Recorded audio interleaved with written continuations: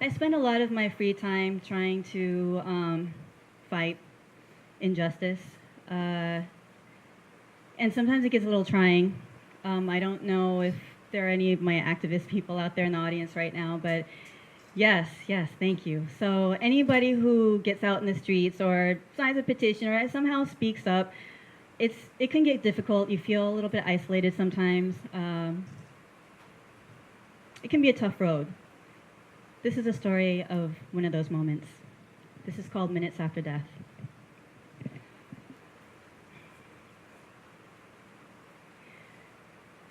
With eyes deeper than a starless sky, she held me.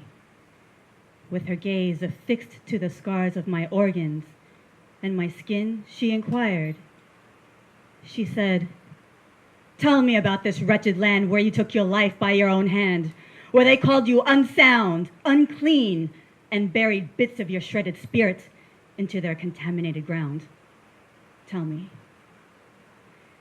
In this ethereal space of nowhere beyond, the air traveled in patient swirls, a dusty mist that drew itself to my skin, like deliberate dances of dandelion weeds softening the scars emblazoned across my arteries, like careful flurries of tender snow, and estimated the time it must have taken for those household blades to drain my flesh.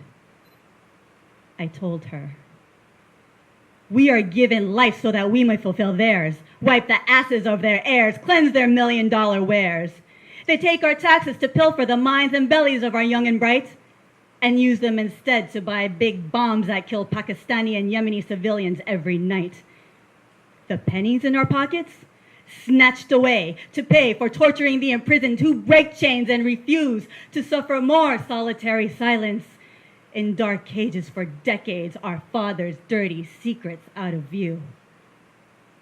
They spend all their time eliminating our brilliant, beautiful ones with neglected neighborhoods, conjured criminal records, and brass bullets fired wildly from PD-issued guns. Our talent is immense.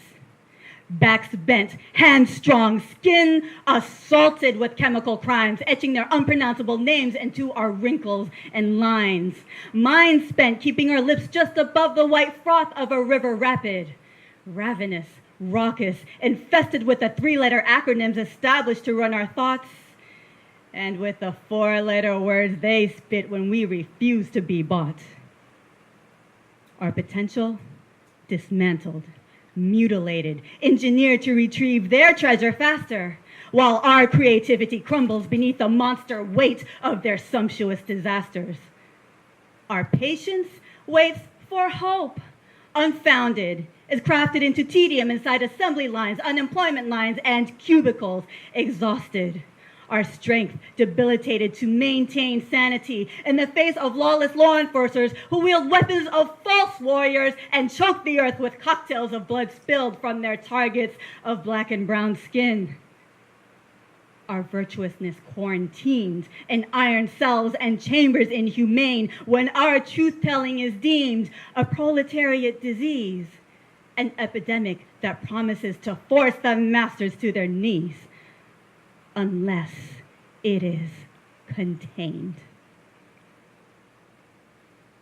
We live inside the padded walls of desperately sought peace to survive, to make it to the next sunrise, to eat GMOs in our morning Cheerios, to don affordable threads sewn by tiny hands until they're dead, to feed on frankenseed omelets with Monsanto tomatoes that still bear the soft prints of school-aged fingers that work the fields, to dutifully place our souls in the new day's Weiss. They did not understand how I could not want to be a part of that plan. The new Jim Crow is working accordingly, and it does not apply to me. Who is this that they see?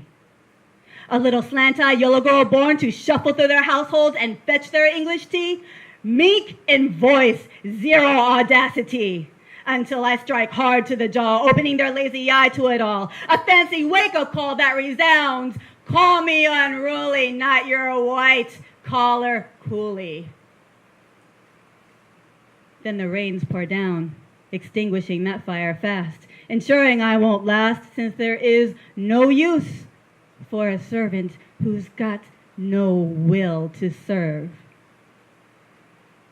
Preferring to die by my own hand, release my blood from the grip of the man, I took flight, carved myself into a new light.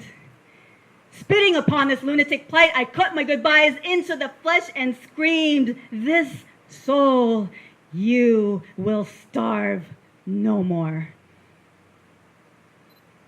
And so how it is, I left. The ferocious curiosity of her soft black eyes waded through the mist, rested upon the angular welts marking jagged trails, marking my skin. She traced the scars, held my eyes and said, "This is where you will again begin." Thank you.